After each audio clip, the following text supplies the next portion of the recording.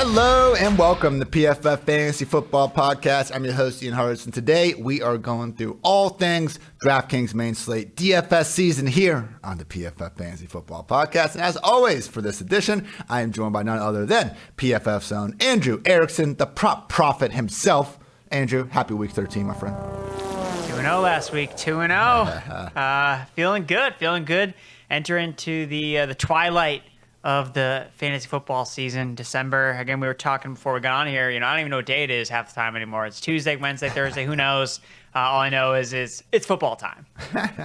It is a football time, and it's Thursday. So it's Friday for you listening to this, but it's Thursday for us. So we're going to be talking DFS. I was actually, Andrew, telling you this before the show, but I was thinking about, I love this episode. I love DFS. I got my start in this industry at Fantasy Lab, so I've always had a soft spot for it, and I think it's fun. So we're always going to be giving you guys some DFS analysis, but I was thinking about converting this episode into a little bit more mismatch centered, and then also kind of bringing in DFS around that towards the end. Thought it might be more applicable to the casual football fan in addition to all you DFS degenerates out there. So if you guys have any thoughts on that, feel free, let me know, DM me, just be kind of nice. We're trying to keep the positive vibes good out there, and that is that. But Andrew, we'll focus on the prize at the moment right now, and that is getting everybody a winning cash lineup and hopefully some good tournament plays as well. We will kick things off with the cash games, as always, talking about head-to-heads, 50-50s, the type of games where we don't care so much about ownership percentages. We're just trying to take down the guy in front of us or finish ahead of about 50%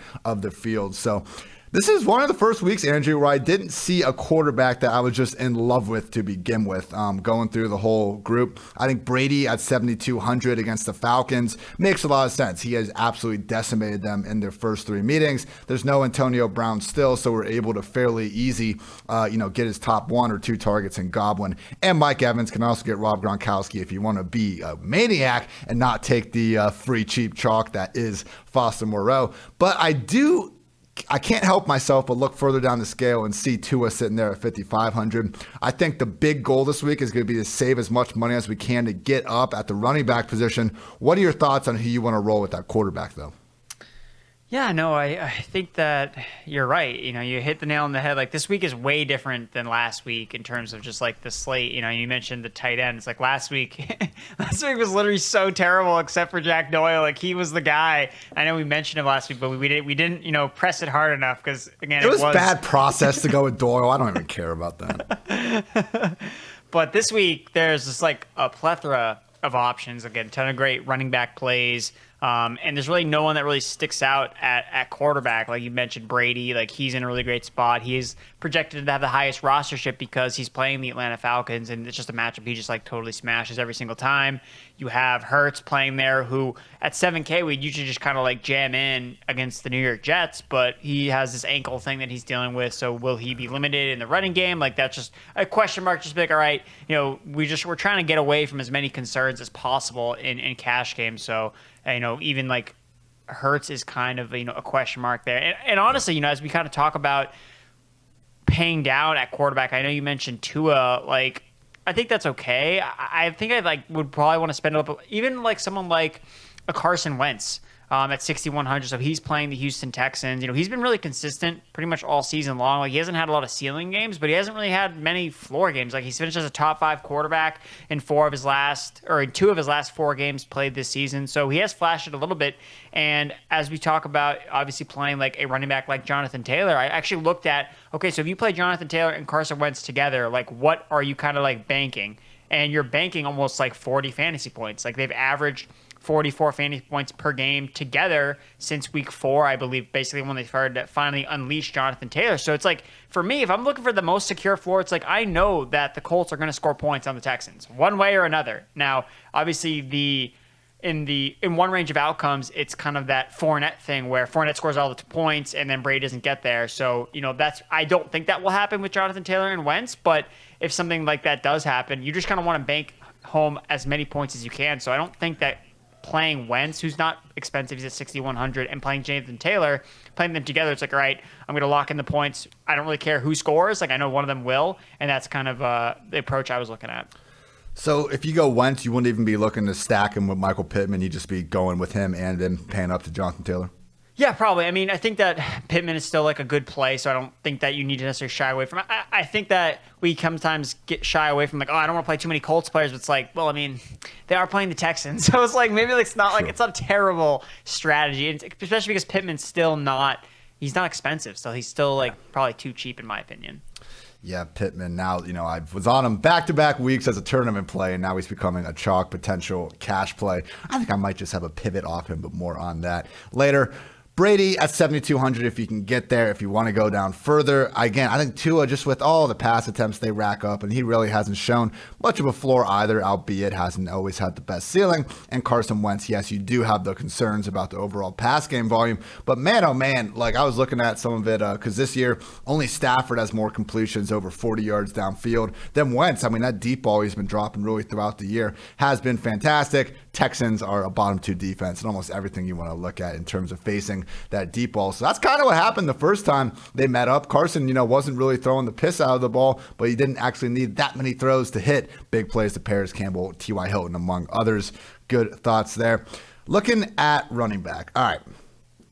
As things stand right now, it could open up where if Darrell Henderson ends up being out, we're going to have Sony Michel really rising to the top of these ranks. But otherwise, we have Jamal Williams at 5.4K. There are some guys in the 6K range that I think are fine. We also need to keep an eye on J.D. McKissick. If he's ruled out, Antonio Gibson's going to rise up these ranks as well. But Andrew, more than anything, man, I just want these running backs that are costing more than 7K. You can even throw my guy at 7K, Cordero Patterson, in that group. But to have Leonard Fournette at just 7,300. Madison, who, yeah, he's priced up this week, 7,600. Still facing the Lions, still in every down back. Then we got Najee, Mixon against the Chargers, Eckler against the Bengals, Jonathan Taylor against the Texans. How do we pick between these guys? Because as badly as I do want to go all the way up to Jonathan Taylor, it is tempting to just say, hey, I can probably get the same amount of touches as Taylor's getting with Madison, with Fournette. Maybe not the same quality matchups, but hey, man, if we can save almost $2,000 on that, it might be worth it. Yeah, no, there's so many. You're like, I want to play all running backs this all week. All of them. It's like, no, you can only play 3. Come on, DraftKings. Let's play more running backs. Running backs matter here in week 13. But for me, it's like I look at Jonathan Taylor. He's playing the Texans. I'm like, you know what? This is a spot where he rushes for like 200 yards. And if I don't play this guy in cash, like if I don't play Jonathan Taylor against the Houston Texans, like what am I doing? So I still think that he's worth going up towards. And again, you mentioned it, like there are a couple spots where you can save salary. So I think running back is really where I think it is appropriate to splurge. And I do think that some of the 7K running backs that you had mentioned that are lower on the totem pole, I think there are more outs where they necessarily don't hit their ceiling. Look, Fournette had a massive game last week, but the couple games before that, like he wasn't, seeing over 20 fantasy points per game. Like it was Brady in the passing game. So, it's not crazy to think that they just go back to the passing game against the Atlanta Falcons as they start to kind of get heated up for the playoff run. So, I mean, Jonathan Taylor is still the focal point of the Colts offense. He's number 1 in fantasy points per game at running back. So I would just want to play him more than anything. So I like Taylor up at that price. I'm willing to pay for it. And then with Madison, I don't know if you guys have hit on this with Dwayne and yourself, but I mean, Madison, should he be even better now that there's no Amir Abdullah in the fold? Absolutely.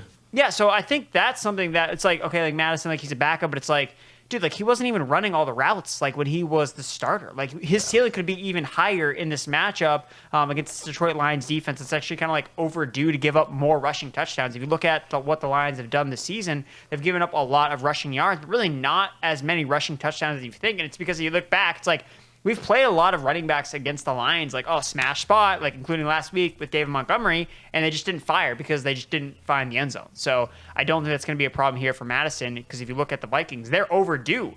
Dalvin Cook had been running like in the red. It's like, all right, he's got like 30 red zone attempts and like 0 touchdowns. Like, what's going on? So we could see Alexander Madison really hit pay dirt a little bit more than Dalvin Cook. So I think that those are the 2 guys I'm kind of like honing in on as like paying up for. And then like you had mentioned, like Jamal Williams is the cheapest guy to plug in there. But I'm fine with not playing like Jamal Williams at all if Gibson is like the bell cow back. Like I get that Jamal Williams pops up as the best value play, but he has a bunch of outs too where he could fail pretty easily. And I think that we almost feel like sometimes too obligated to like, we got to play the backup running back like no matter what. It's like, well, if you can play Antonio Gibson for 5,700, like I mean, I'll spend the 300 to get up to him. I think that's fair. Going Gibson over Williams. Yeah. I'm looking at the wide receivers, and that's where we got to get to, because I don't disagree with anything you're saying with the running backs, because we can talk ourselves into probably 10 of these running backs. But yeah, not playing Jonathan Taylor against the Texans is going to be rough when we can save, like, just, spoiler alert, tight end Foster Moreau. Like, we don't need to really go over this that much more, but saving all that money with him at just $2,700. And on defense, man, like, I wanted to try to get up a little bit, but every time I want to get up at defense, I look at how much fun the lineup can be if I just take the cheapest one. And now here I am wanting to play the Jaguars at just $2,300 once again. So I think that's the tough part. Like, what wide receivers do we want to get? Because, Andrew, I don't want to get gross at wide receiver. I don't want Josh Reynolds. I don't want these guys under 4K. Like, I guess that's my overarching point with these running backs. Like, I don't think that we need to necessarily go Taylor and Madison so bad that we need to all of a sudden be going with someone like Josh Reynolds. So just with the wide receivers for now, I am trying to probably stack Tua with Jalen Waddle if I'm going to go that route. Still just 6.4K. I mean, we're seeing him on the year wide receiver 11, and then in a points per game perspective, he's still the wide receiver 17. Seems to be peaking at the right time. Still seeing him as the featured target hog in this offense. Obviously, plenty winnable matchup as well, the way they use him. We also got Chris Godwin, 6.6K, seems too cheap. Brandon Ayuk at 5.6K without Deebo Samuel makes all the sense in the world. The one guy, though, that I keep coming back to is DeAndre Hopkins at just 6.2K. Not even on purpose. Like, I didn't go through the wide receivers and I was like, oh man, Hopkins, like, I need to jam him in there. But I had some lineup constructions. I had, 61 or 62 or like 64,000 or 100, whatever. Had that much money left, and I was seeing who else I could fill the lineup with. And I kept coming back to DeAndre Hopkins because he just had the bye. He missed 3 weeks before. He seems to be near full health. He's been practicing. And like, this dude was over 8K earlier this year, even during his relative okay stretch where he was producing more as a wide receiver 2 than as a wide receiver 1. He was consistently priced a good $1,500 above where he's at right now. So, Andrew, where do you kind of see yourself going at wide receiver? Because again, between that like 5.5 and that 5.6 to 6.6K range between Ayuk and Godwin, I think there's a lot of really valuable options. Yeah, there's like nobody under 5K that you can really play. Like, no. There's like unless you're gonna dabble in the T.Y. Hilton versus the Texans, like that's like really the only thing you can really grasp at. Like Deshaun, like there's really no like great plays underneath a 5K. The only guy that I kind of like is Rashad Bateman at 4.9K, just because he's been really efficient, and the Steelers defense is a mess. So again, if you want to pay up for like a Lamar Jackson, I think that you could stack him with Rashad Bateman as just like a cheap option to add. But besides that, yeah, like you really have to kind of stay in that 5K to 6K range. You mentioned Ayuk.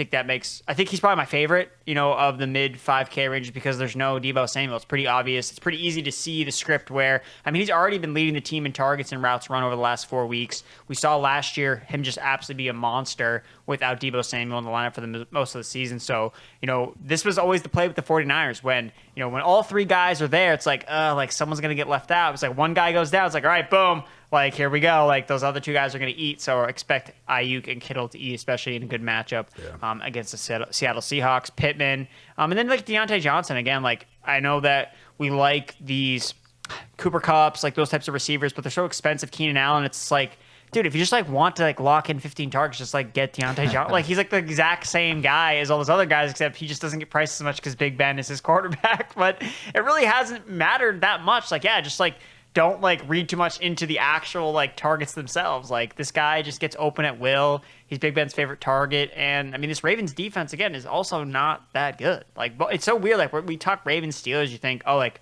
okay, like 2 like strong defenses going at it. It's like, it couldn't be farther from the truth this year. Like, both teams are just not the same identity on defense. Their offenses are kind of dictating more of how they play on a week to week basis. So, again, like Deontay Johnson, I think is still. I don't know why he's still like under 7K. I think he has his last 6 games. I believe he has like 13 targets. Like, so it's just absolutely ridiculous how cheap he is, especially in the full point PPR scoring. So if you're looking for expensive receivers, like Deontay Johnson's probably in a good spot there. You don't have to pay up as much as like Keenan Allen or Cooper Kupp. Deontay, since week 1, nothing worse than a PPR wide receiver 24. I would say that's a pretty good floor to go ahead and have as a wide receiver, even when your quarterback happens to be Big Ben. So yeah, man, I think people should, again, try to stay away from those sub 5K wide receivers. They are awfully gross. And just really pick your fancy between that 5.6, 6.8K range. There's a ton of high-end talents there that should be getting a bunch of condensed targets as well. Andrew, we're back. We got our cheap tight end again, Foster Moreau at 2,700. It was funny because I like to usually start off bottom of this scale, and I was going up, and I saw our guy, our week 2 darling, James O'Shaughnessy, sitting there at 2,600, and I was like, how come he doesn't have higher projection ownership? Because Foster Moreau cost us $100 more. No way to get off Foster. He's our guy. Yeah, well, the thing that's great too is like we don't necessarily need to like bury O'Shaughnessy either because he's the late swap guy. Like he's the guy that you're, oh no, like I'm in a hole. Like what do I do? It's like you got to get off like this 50% roster Foster Row onto this Irish tight end that we all love. So James O'Shaughnessy, I guarantee, like he'll end up in some of my lineups some way somehow come Sunday around 4:30 p.m. With the defense, if you can pay up to get Miami, I think it's awesome. They're home against a Giants team that is going to play Daniel Jones with a bad neck. Miami blitzes more than anyone. Daniel Jones is one of the single worst quarterbacks in the league against the blitz, even not against the blitz. Like this is like captain fumble. Like this is a great situation without any of those factors going into it. With that said, Andrew, if it's between like Miami defense or Jacksonville defense, or like going up and get a wide receiver or running back I really like, I'm probably just going to take the cheaper defense. Yeah, I mean, I feel like we play the Jaguars kind of like every single week, and it's like they always like seem like they'll do good, and they just like actually don't end up scoring any points like every single time. But hey, Matthew Stafford, I mean, he's like Mr. Pick Six at this point, right? Like all he does is throw pick sixes. So hey, maybe it is another game where Jacksonville can return one for a touchdown. I do like the football team.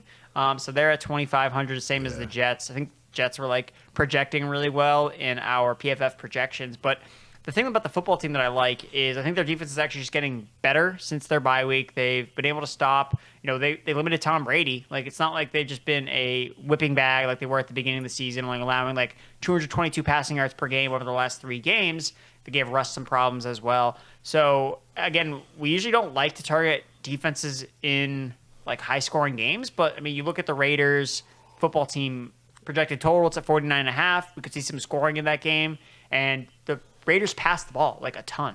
And like that's, I mean, we all saw the stat line on Thanksgiving, undefeated when Derek Carr throws for 300 yards. Like, so if they are passing a lot in that game, creates more opportunities for turnovers. So, and also they play in the late window too. I like playing DSTs like in the afternoon, especially like in tournaments, because it gives you the luxury, like you can swap, you can make some different decisions. Because sometimes you just gotta like play like, okay, I'm just play this defense that no one has been playing, and just hope that like it works out.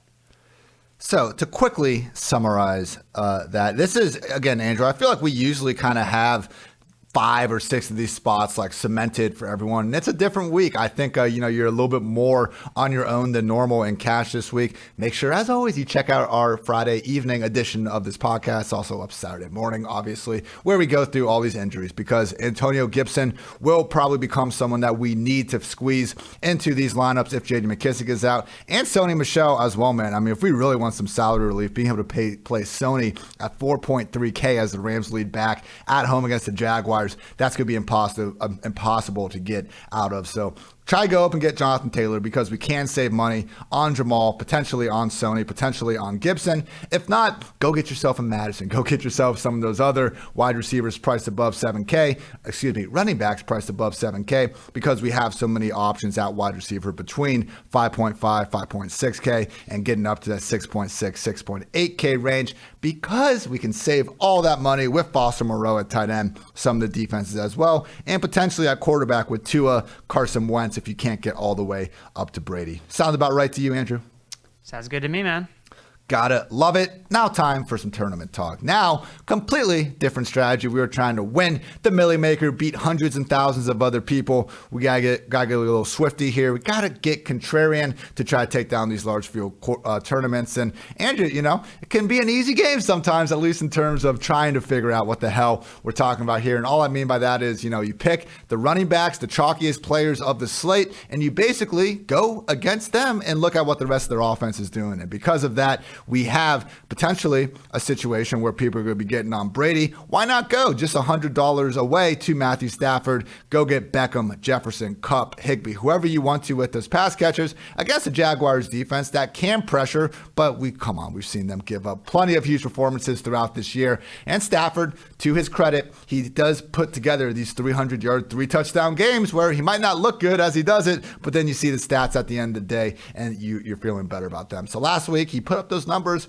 on the road in Green Bay. Obviously quite a bit easier matchup here against the Jaguars. Could also be an even better contrarian tournament play if Henderson ends up being ruled out and we see Sony Michel become the chalk. I also really like Kirk Cousins in these pass catchers as a pivot off of Alexander Mattison. We're already getting some reports, which, makes sense. I don't even think it's a report as much of like putting 1 and 2 together, because without Dalvin Cook, it would make sense if they let Kirk Cousins continue to throw the ball a little bit more often. And, it's not like he even needs to necessarily have that luxury against the Detroit Lions defense that has been horrendous against the pass this year. There's no easier quarterback, wide receiver 1, wide receiver 2 stack to make than Cousins with Jefferson and Adam Thielen. So I like Stafford. I like Cousins.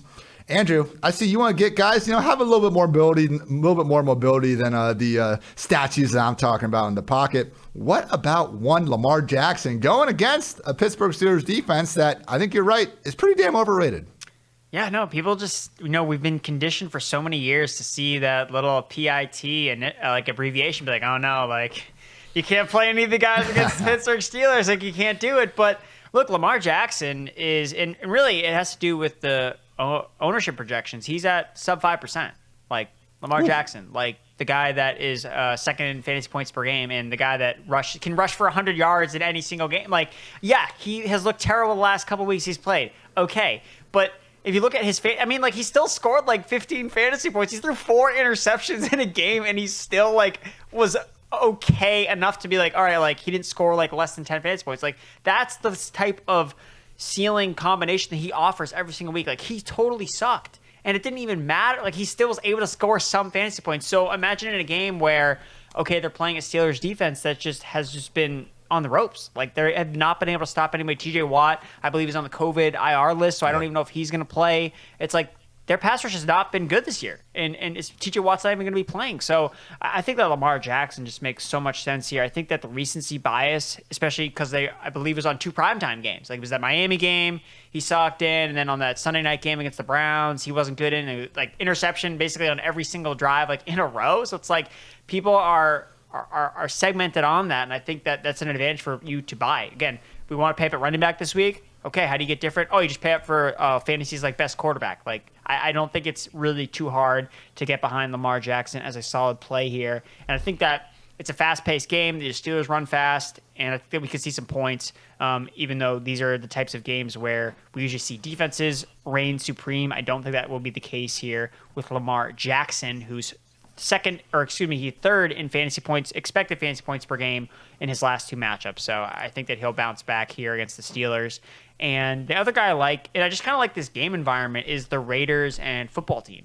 Again, it has a high over-under like I talked about earlier. Heineke is a really cheap quarterback. He is mobile, so that's something that's part of his arsenal that just a lot of quarterbacks on this particular slate like just don't have necessarily. Again, like why I like Lamar Jackson. And I just think there's going to be points in this game. Like the Raiders defense is not good. Like they've been exposed over the last couple of weeks. We've talked about some of these defenses improving. The Raiders are going in the complete opposite direction. Like they're not getting better. Like they're definitely on the decline after starting off the season really hot. So Heineke, again, you know exactly who you need to stack him with. You compare him with Terry McLaurin. You compare him with a really cheap Logan Thomas. Okay, boom. And then you could go double tight end. Logan Thomas and a guy like Foster Moreau. And now you have a nice little stack. You can pay up for all the running backs you want. And I think it opens up a lot. And I think it's just a game look, there are a couple weather concerns this week that we have with some of these games. Not in this game. It's in the Dome. Like it's a West Coast shootout. So I think that Heineke, even like Derek Carr, are both guys I like in tournaments.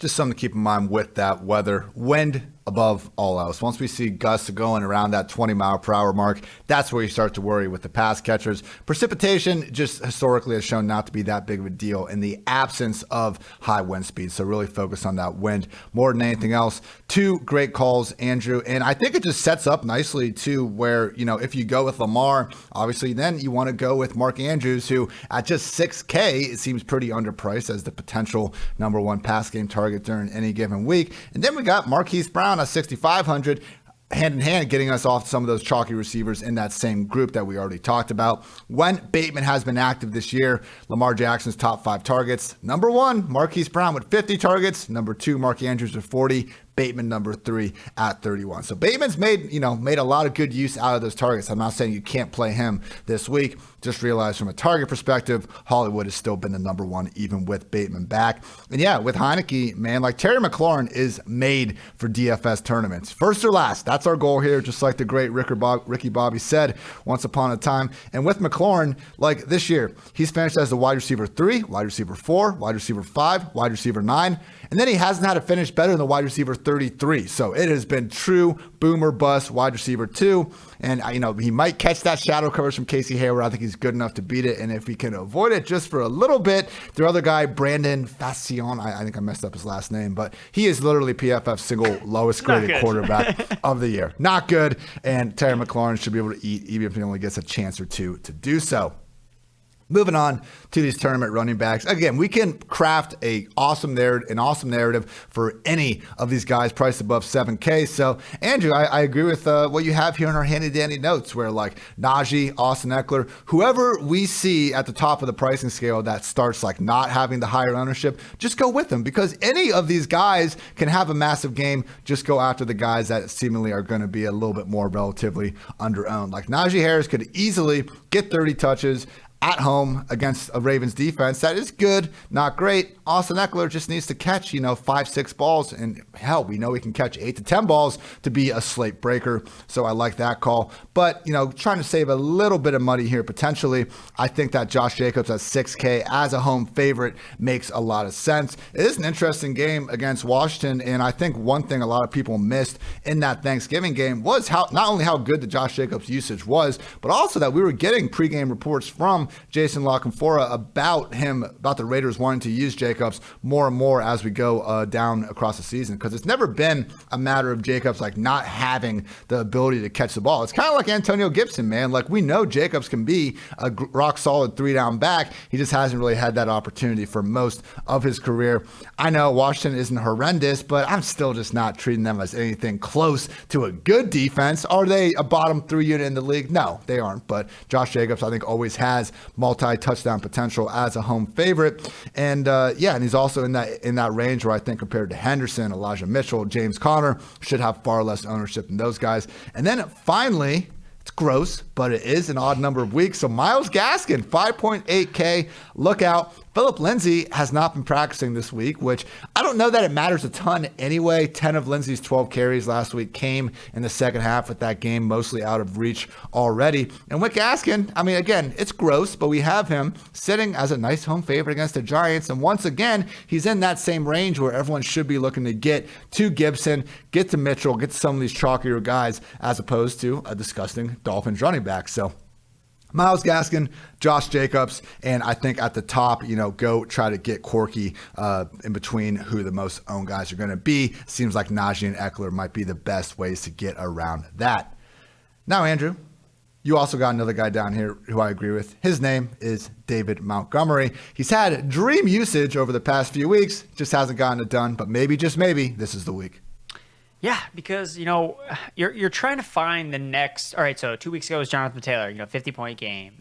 Last week was Leonard Fournette with a 40-point game. Like, how do you find these guys? Like, what's the skeleton key to finding these players? And it's the guys that are seeing the dual threat usage, like the guys that are running all the routes, on the quarterback dropbacks. Like maybe not necessarily seeing the targets quite yet, or else they would be priced up higher and they'd be scoring more fantasy points, but they're getting that usage, just haven't necessarily translated to success. And that's like what I see with Dave Montgomery. Like he's been running routes at a really, really high rate on all the Bears dropbacks. Like we know he has the 3-down skill set. Like they're not using any other running back in that offense. And yes, the Cardinals are, they rank, season long good against running backs, but a lot of that has to do with, because they're winning games and, they're not giving up a lot of rushing yards. But who's good against running backs? Oh, the Colts before they played Leonard Fournette. Oh, who's good against running backs? Oh, the Bills before they played Jonathan Taylor. We've learned this lesson so many times that it's like, it doesn't matter like what the running back matchup is. Like if the guy's going to see 20, 25 touches, like they have as good a chance as any running back to score all those fantasy points. So that's why we want to be on Najee Harris when he's at 3% rostership, because the guy can touch the ball 30 times. And yeah, he's been a bust the last couple of weeks, but no one's going to be surprised when he goes off against the Ravens when he touches the ball 30 times. So, like, same thing with David Montgomery. Like, I think this Cardinals defense actually ranks last in explosive run rate allowed, and part of it's just because they haven't necessarily given up a lot of total rushing yards, but when they do, they give them up in chunks. So I think David Montgomery makes a lot of sense. We've seen his passing game work increase. If Andy Dalton is under center, which it kind of looks like it's going to be, okay, that's more targets to the running back position. Like, you're not seeing Justin Fields necessarily drop back and run around and scramble and call his own number. We've done the math. When you have a mobile quarterback under center, you just see less targets to the running back position. So more targets for David Montgomery. Like, that's what you need. Like, you need the dual usage of receiving and rushing. David Montgomery has that. I think it's just kind of getting lost in the shuffle with all these other running backs that you can play. I think Montgomery's going to get overlooked. Najee, like I mentioned. And then Austin Eckler. I think that Eckler just makes sense because, from a matchup perspective, it seems like, all right, well, I'd rather just play Jonathan Taylor or just play Joe Mixon. It's like, I would probably just rather play those two guys. Like, that's where rostership is really starting to gather towards. Whereas Austin Eckler, like, he is like the perfect pivot off of those other types of players. Like, you can bring him instead of, stacking the Chargers passing attack, you can then stack the Bengals passing attack, which is much cheaper. It's a way to get off of Joe Mixon, who's popular, and instead you play Austin Eckler as the bring back. Like, Eckler makes so much sense in a high-scoring environment used in the passing game. We know the Bengals have been the worst team in terms of most targets allowed to running backs this season. So I think Eckler is a really good leverage play off those other two expensive running backs. And really that's been the key with these running backs hitting. Leonard Fournette was just a clear leverage play last week off the Buccaneers passing attack, and that's why it works so well in tournaments. So I think that Eckler kind of fits a similar mold, especially with him not being super popular. Just so you guys know, we are not making up the projected ownership numbers. We have that tool over at pff.com/DFS/ownership. Right now, our top 5 highest projected backs. Number 1, Jonathan Taylor, 28.8%. Jamal Williams, number 2, at 17.5%. Joe Mixon and Alexander Mattison at 14.1%. And James Conner at 14%. I would assuredly expect Antonio Gibson to be up in that range if J.D. McKissic ends up being ruled out. And that's when we're starting to see, again, all these, guys priced between 5.4, 5.9K, maybe low 6Ks, or we're going up into the 7K range. So the more you can just get away from those options who are very good. We all understand why they're highly owned, but it's not that there's anything that wrong with the other guys that give us that sweet, sweet tournament leverage we are always chasing. Now, Andrew, with the receivers, I want DeAndre Hopkins again. Let's go. He's too cheap. I think he's going to have the full-time role. The matchup is just fine. Give me DeAndre Hopkins at 6.2. I also think Chase Claypool at 6K could make some sense. We know the air yards are there every single week. Like, Big Ben is going to continue throwing him hospital balls until, there's 1 second left on the clock, regardless of how far down they are in the game. It's just a matter if he can come up with them. So I just think Claypool, the role he kind of has, is really conducive for tournament games. I know it's gross, but that's why he's going to continue to be underpriced relative to a lot of guys. I like Deshaun Jackson at 4.2K potentially, but at the same time, he's now popping up on the injury report, missing a practice with a calf. Like, I don't know, man. Rap Sheet's trying to say it's not that big of a deal, but I'm not sure. He also said that the Seahawks are in win now mode because they signed Adrian Peterson. Like, come the hell on, man. Like, that's my beef, Andrew. Like, if some of these reporters, like, just report your news and you do a great job with it. Just please, if you would just save yourself with this extra add-on, descriptors, some of these guys, I think they get a lot less shit on Twitter, but it is what it is.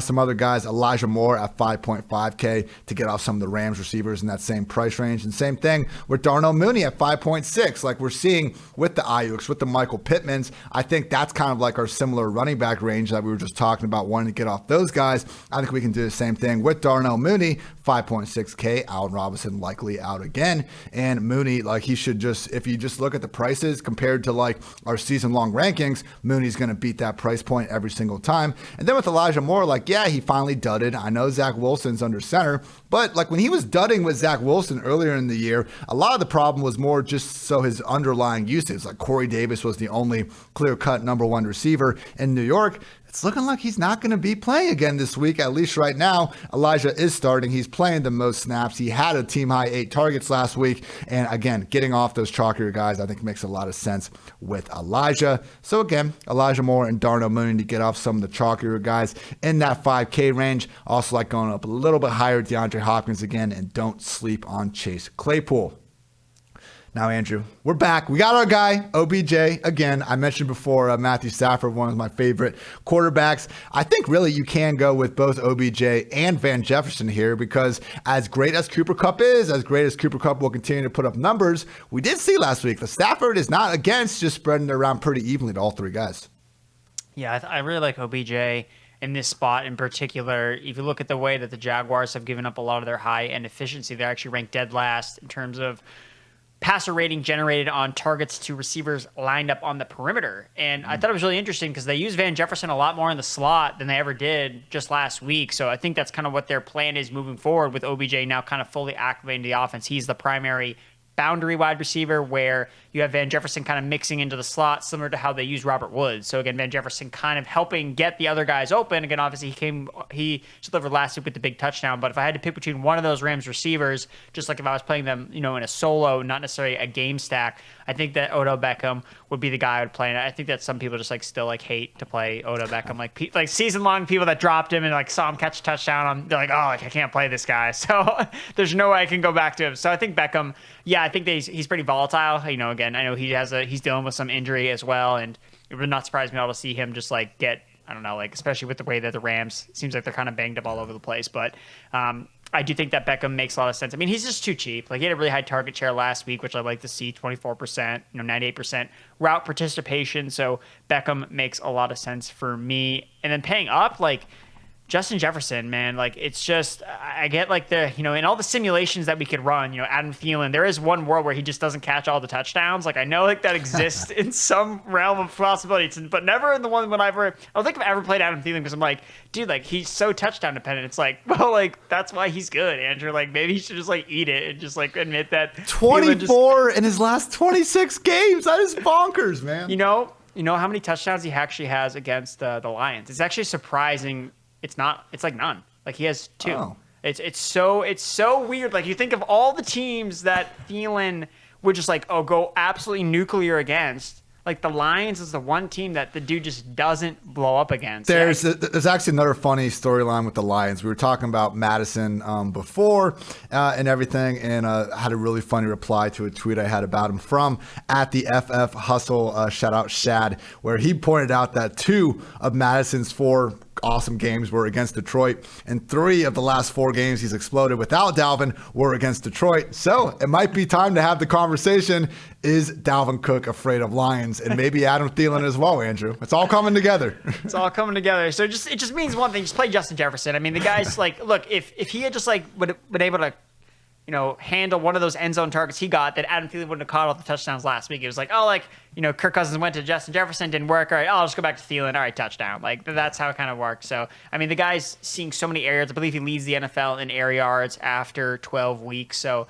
he's seeing all the high value touches. And I get that his production is a little bit more up and down where you wouldn't pay up for him in cash. But I just think that he's in a smash spot here. He went for over $120 the last time he played the Lions, just didn't find the end zone. So again, if Madison is super, super popular, I think that'll just suppress Jefferson just enough where you get a little bit of an edge of playing him. I know you like Chase Claypool. I like the other Chase, Jamar Chase. Look, after the bye week, it was Tyler Boyd. He had the game. All right, cool. Last week it was T. Higgins. All right, cool. All right, this is me. All right, Jamar Chase. Here we go. The rotation is here. Joe Mixon can eat every single week. We're going to get one Bengals wide receiver to get there. And I think it's going to be finally time for Jamar Chase to kind of get back up to where he was in the beginning of the season. Yes, he has regressed significantly because he was at an unsustainable pace to start the year. But he's regressed enough. Chase, it just needs to stop. You need to get back up to what you were doing earlier in the season. I think that it's just a really good spot for him. I know the Chargers look really good from a season-long perspective in terms of fantasy points allowed to wide receivers. But the thing with Chase is, again, he had 7 air yards last week. That's not going to happen again. Right. That's such an outlier number where you can't just look at last week oh, well, he's never going to get another deep target ever again. It's no, it's not the case. Chargers ranked 30th explosive pass play rate allowed to wide receivers since week 8. They've given up a lot of big games recently, so I think their defense has been a little bit exposed. I know that they're a little bit banged up in the secondary, so I think this is finally the spot where we see Jamar Chase blow up again at 7K. I mean, his receiving prop is super, super low. Like, people are just down on him in general when it's just like, okay, well, Joe Mixon's been getting like 30 carries per game. Like, sorry. Like, the receivers are going to get hurt, of course, if the running back is seeing so many touches. So I think Jamar Chase, I think I've talked to him for the last couple of times. He's been doing nothing, but we know he can break the slate at any time. I think that this is a spot where, I've seen his projected ownership sometimes like below 5%. So I just think it makes a lot of sense, especially with a Joe Burrow stack in a game that should be pretty high scoring between the Bengals and Chargers.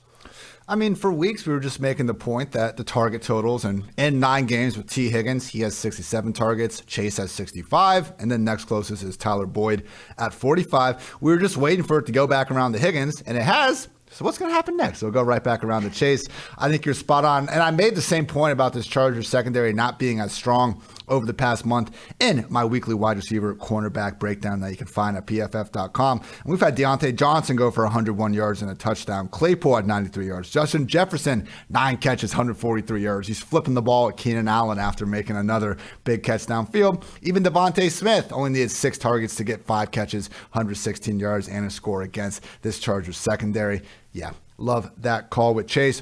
Final note before we move on to tight ends, Andrew.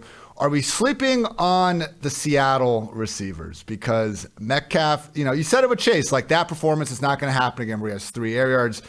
I don't think we're going to see Metcalf getting 4 or fewer targets again. I know this offense has looked broke, but Russell Wilson did look a little bit better throwing the ball last week. They're bringing in old man Adrian Peterson. But with that said, like, they're having so much negative game script to begin with. We've seen Metcalf only need 5 or 6 targets anyway to have these 2 touchdown games. San Francisco, they're good, not great. Are we sleeping on Metcalf and Lockett a little bit too much? I don't think so. No, I mean, I think that it's like, okay, so like Metcalf, what is his actual like ceiling? Like, I get like 100 plus yards and 2 touchdowns. But like, it is. So even like this year, so let's look. He had that game against Jacksonville where he had 2 touchdowns. He scored 22 fantasy points. Like, that's good, but like that's not like, oh, I'm going to win a tournament because you have DK Metcalf. Like, earlier in the season, he had 27 against the Rams, 25 against the Vikings. In the same matchup against the 49ers, he had 16 fantasy points. Like, I just like don't know. Like, this offense is just so bad in general. Yeah. Like, it's not even about Russ. Like, we could see like DK Metcalf like have like a good game for like season long, and you're like, okay, like sick. Like, I played him and I don't like want to hurt myself. Like, this is great, but I just don't know if like Seattle just.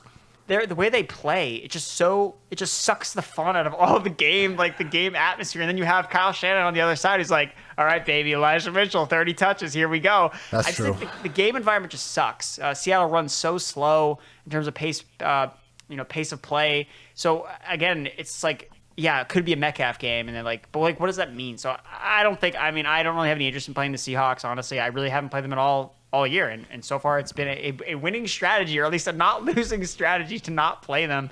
So especially with Gerald Everett just kind of like more involved a little bit late. Again, I don't think he's going to continue to lead the team in targets going forward, especially because the 49ers are a better team against tight ends. But nah, man, there's so many other plays I want to play, and I'm not willing to take a stab on these Seahawks guys.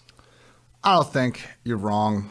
I think people are freaking out a little bit too much about Russ just being like incapable of throwing a football. Look at what Tyler Lockett's done the last 2 weeks. He only has 10 targets. He's caught 7 of them for a good, as I'm doing the math in my head, like 220 yards. Like, they've connected on several deep balls. We just haven't gotten the volume. But to your point, I'm not so sure that the 49ers are going to bring exactly the sort of, high-paced, high-scoring game to the table that we'd be hoping for. Maybe in Week 15 against the Rams, but we'll worry about that conversation when it comes time for it. Quickly on tight end, Andrew.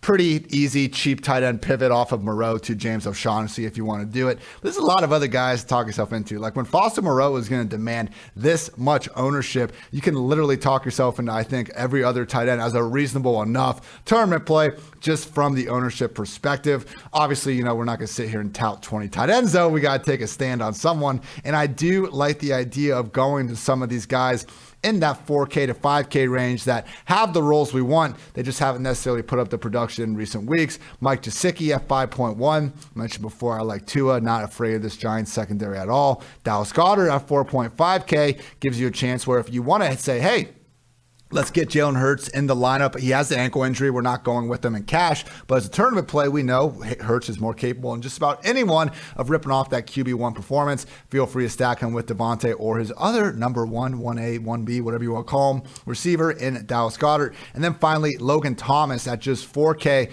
Like, he should have the true full-time 100% snap roll back this week. And even if he doesn't, he was already at 79% last week. I maintain that was a touchdown he caught. Like, I'm just not sure how they ruled that not to be, but whatever. It might keep his ownership down for another week. So Logan Thomas, Mike Gesicki, and Dallas Goedert are kind of the mid-range guys I'm looking at. Andrew, who are you kind of seeing at tight end this week? No, I like the call on Logan Thomas. Again, it's a really good matchup against the Raiders. Second most fantasy points allowed to tight ends per game. And I mean, like, he's basically like, who's the number 2 receiver on the football team? Like, Curtis Samuel, like 4 route run Curtis Samuel or whatever he was doing. Like I don't know. I wish he would just like play, man. Like, just let the guy play. Or if he's not healthy, I don't know. It's concerning. I just wish Curtis Samuel would get healthy.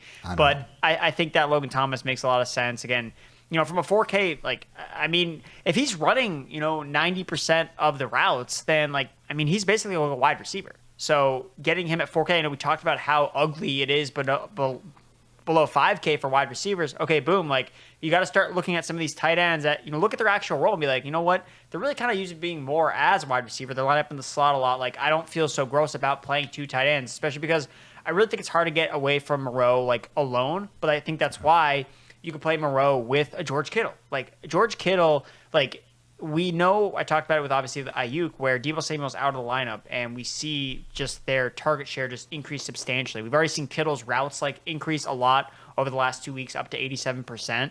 And that hasn't always been the case. Like, people always talk about, oh, Kittle's such a good blocker, and we're like, for fantasy, we're like, oh, like, this sucks. Like, come on, man. Like, let's get this guy unleashed. So if it isn't an Ayuk game, which Ayuk is going to probably be the more popular of the 2 guys, especially with ownership going towards Foster Moreau, I mean, George Kittle, like, we won't be surprised if we look back on the Week 13 slate and be like, wow, like, why didn't we play more George Kittle? Like, there was no Deebo Samuel, and he scored 30 points. Like, what were we thinking against Seattle's defense? So I think Kittle, as a high ceiling play at tight end, makes a lot of sense in this spot. I like the 2 tight end call with Kittle and Moreau because at that point, like that there's no cheap wide receiver like to have. So I know it kind of sucks to eat the chalk with Moreau, but it does open up your lineup to so many other, I think, possibilities that, it's okay if you have 1 or 2 chalky players in your lineup. You don't need to be trying to get every single guy in a tournament like a sub 10% ownership or anything. So good point by you, Mr. Erickson. Quickly on the defense, as always, I just try to run through some situations where I think you can stack the RB1, who may or may not be a super chalky player, with their defense when they're facing a team that we could see it go hand in hand, defense dominating maybe a bad quarterback, running back getting up in the game and doing his thing as well. So some qualifiers for that. Devontae Freeman and the Ravens defense going up against Big Ben's corpse. James Conner and the Cardinals going up against either the Red Rocket or Justin Fields. Myles Gaskin and the Dolphins going up against Daniel Jones or Mike Glennon. And just, the jokes write themselves with the next strain potentially leading to Mike Glennon being under center. Either way, we're feeling good. Josh Jacobs and the Raiders going up against Heineke and the Washington football team. And finally, a guy we didn't mention at all, but does have a true workhorse role, Saquon Barkley and the Giants defense going up against Tua and the Dolphins, who, hey, I think Miami's going to roll here, but, I do think it's a fairly fraudulent 4-game winning streak they're on. Wouldn't be the craziest thing I've ever seen if Saquon busts a big run or 2, Giants manage to come away with a victory. I think they're 2 bad football teams at the end of the day, so let's not be too confident in our ability to predict the future, particularly in some of these tournaments. Any final notes on defense, Andrew?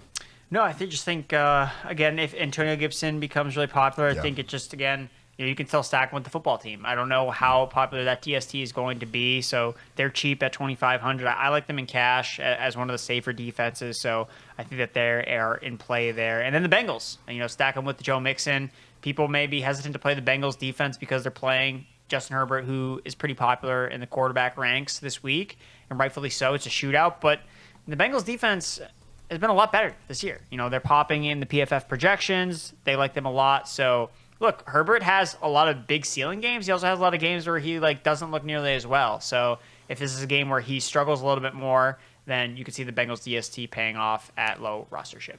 I mean, we saw them dominate Pittsburgh last week, and I think a big reason why is if you can't force them to like defend the deep ball, it gets problematic. Chidobe Awuzie, Mike Hilton had a nice pick six. Like, they're great. They usually put Eli Apple kind of on like the more field stretcher type, and if you don't have a quarterback that can get the ball out there, it's a problem. Now, Justin Herbert can obviously get the ball out there. They just don't. Either he doesn't or Lombardi. They don't care about it. Mike Williams had 13 targets that were at least 20 yards downfield in weeks 1 through 6. He has 3 in weeks 8 through 12 combined. So, like, they just don't care about stretching the field. It looks great for Keenan Allen, for Austin Eckler. Like, we see them just racking up their receptions and targets, and we're fine with that in fantasy land. But as the overall Chargers offense is concerned, I don't think it's in their best interest. Andrew, favorite stack? I will be going first here. I do not have a quarterback, because I'm going with Josh Jacobs, that Raiders defense, and looping it back around with Terry McLaurin. It is a great game environment. I'm not saying Washington's going to get shut out or anything like that, but again, Heinicke, I do think, is an erratic enough quarterback from what we've seen from him in his first full season as a starter that we know he can have these down games. Max Crosby and company do force a lot of pressure. Can the secondary hold up well? Maybe, maybe not. At least we have someone in Terry McLaurin who we know can put together these top 10 performances like clockwork. And I already talked about Josh Jacobs plenty before. So Jacobs, that Raiders D, bring it back with Terry McLaurin. What is your favorite stack of the week, Andrew? Yeah, I'm going to go with a simple 3-man stack. One quarterback wide receiver pairing with one bringback, and it's going to be Joe Burrow, Jamar Chase, and Austin Eckler. Nice. I think that you see the game script where the Bengals get up and it's Austin Eckler, having to catch a lot of check down passes from Justin Herbert. We've seen him have a massive target share the last 4 weeks. And like I mentioned earlier, the Bengals have allowed the most targets to running backs. So it's like Austin Eckler, he should be more popular, but just with all the great running back plays, he just might fly a little bit under the radar. I think some of that stat has to do with like them facing Najee Harris twice, but at the same time, like that means they're allowing those types of completions to be thrown and usually completed. And when we have Austin Eckler, not using the exact same manner as Najee, but also occupying that area of the field, that's when I'm okay kind of using that metric to, again, correspond with Eckler having a big day. So, I wouldn't be sitting here if they were facing the Patriots saying like, oh, Damon Harris is going to catch all these passes this week against the Bengals. But when it is like a closer 1-to-1 comp with Najee versus Eckler, I think it's a very fair point. And now for the main event, everybody. The prop prophet himself, Andrew Erickson, 15-8 on the season, just giving you guys winners each and every week. I feel like you haven't even had a 2-loss week yet, always at least 1-1 at the worst. Last week you hit Elijah Moore over 43.5 receiving yards. You guys might have thought he busted, not if he took that ridiculous receiving yards prop. He finished with 46 yards. And we also had Alex Collins under 47.5. He finished with just 14 rushing yards on the day. What do you have for the people this week, Andrew? Yeah, the Alex Collins one, folks, that was easy money. That one was easy money. All right. It was like that SpongeBob episode where Patrick is just giving away free money. That's what the Alex Collins under bet was. Exactly. Could not have said it better myself. So this week, we're going to do some more unders. Laviska Shenault. So we're going to go under 45.5 receiving yards. So, look, Chenault's getting targets. And that's great. That's fine. But, he's just getting such inaccurate targets from Trevor Lawrence. It's not worth it anymore. He's eclipsed 45.5 receiving yards once since week 8, 50 receiving yards. And that's despite him seeing an 18% target share in his last 4 games. So he's seeing a high end of targets, but his ADOT ranks 100th out of 108 this season. So they're all super close to the line of scrimmage, make it. So he basically has to turn into Adrian Peterson with the ball in his hand and break a bunch of tackles to basically get there for receiving. So he saw 9 targets last week. You're like, oh, Andrew, you're fading a guy with 9 targets? What are you doing? It's yeah, against the Falcons defense, and he got 33 yards. What are we missing here, folks? I'm just I cannot bet the over on just such an inefficient receiver, and it's not even really his fault for the most part. I don't think they're really using him in the right way. So I just don't think. I've been betting unders on Jacksonville passing props seemingly all year long, and it has not failed, except on Dan Arnold, of course. Dan Arnold, all overs on Dan Arnold. And James O'Shaughnessy's prop has yet to be released, so stay tuned for that. But I also don't like the matchup. Wide receiver, cornerback. Jalen Ramsey does spend a lot of time, decent time in the slot. So again, like it's one of the worst matchups in terms of efficiency for Shenault if he does see any coverage from Jalen Ramsey. I don't think Ramsey, he's not going to like shadow cover Marvin. It just really doesn't matter. Like this whole like Jacksonville Jaguars passing offense, I don't know if they're going to really do much against the Rams. So all signs point to Shenault going under in week 13. So I'm going to take the under on his 45.5 receiving yards. And then the other guy here is Josh Allen, also under 265.5 passing yards. So this Monday night game between the Bills and Patriots, to me, just looks like an absolute like slog. Like it does not seem like a game where we're going to see a ton of points. Again, we've talked about just this year in general how points have just been less. Like there's just been less scoring in general across the NFL. Again, so part of that's just due to natural regression because last year was like the most points scored ever. But look, you have two defenses that rank both really highly in terms of passing yards allowed per game. The Bills are number 1 in the league, under 190. Patriots are at 220. So second lowest projected total on the slate at 44 points. And I mean, Josh Allen has hit over 265 passing yards once in his last 5 games. So I'm like, okay, like he's playing the best defense against like passing. Like what are we doing here? Like trying to take the over on Josh Allen. They've talked about weather being a factor in this game. It's going to be at night in Buffalo. So I just don't think Allen's going to be able to hit the over on this. And just the game environment itself, like Mac Jones, his prop is at 220.5 yards. He's hit that once in his last 5 games. Diggs has gone over 75.5 receiving yards once in his last 5 games. So it just seems like in this particular game, like if you're going to like parlay it, just like take all unders and just like turn off the game and like go to bed. Like maybe like that's the move. Just like, I just want nothing to happen in this game and then I'll be happy and wake up profitable. But of course, as a Patriots fan, I will be dialed into this game and just rooting for 3 and outs all day long in a Patriots 9-0 win off of Nick Folk's foot. So I'm really looking forward to that. But yeah, I think Josh Allen under passing yards, 265. I think that's the move here. Yeah, keep an eye. I was just looking up the weather for this one now. It's looking like in Buffalo, Monday night, at least 10 p.m. per Google, really getting into my forecast or stuff here. I see the wind sitting at 19 miles per hour. Seems like that could be a factor. And, you know, I brought up Terry McLaurin being a boom bust guy this year. Josh Allen has always been a great fantasy quarterback, so I'm not saying that he's like someone to really worry about in terms of your season long or anything, but he's been super erratic all year long, even for him. In week 1, he was our 16th highest graded quarterback in PFF passing grade. Since then, he's either been in the top 10 or he's been 24th or worse. So, like, if Josh Allen just completely can't, shits himself against the Patriots and has no idea how to move the ball passing, like that's happened this year against some worse defenses. So I think that's a good point. And, usually as fun as it is to bet those overs, the unders usually, I think, is where we're seeing the sharp money coming in. So Laviska Shenault under 45.5 receiving yards, Josh Allen under 265.5 passing yards from the prop prophet himself. You can also find plenty of Andrew's other work on PFF.com. These guys start them, sit them out, buy low and sell high targets based on high value opportunities, fantasy football rankings, waiver wire pickups, and your DFS cheat sheet will be out by the time this podcast is as well. You can find my mismatch manifesto, wide receiver cornerback breakdown, breaking down all 32 NFL backfields and my week 13 quarterback predictions as well. Andrew, anything else you want to get off your chest? No, just give me a follow on Twitter at Andrew Erickson _. I'm also on TikTok, trying to build the audience there. Same username at Andrew Erickson _. I try to have fun on that platform as much as I can because sometimes Twitter just isn't always fun, and I don't like that. I want Twitter to be a fun place for everybody. So if I need to get away, I go to the TikTok streets, and that's fun there. So I like the music you can put into your videos. I like it, man. I started one for PFF Lily, and I just haven't looked at it in weeks now. I need to. It probably has already like thousands and thousands of followers.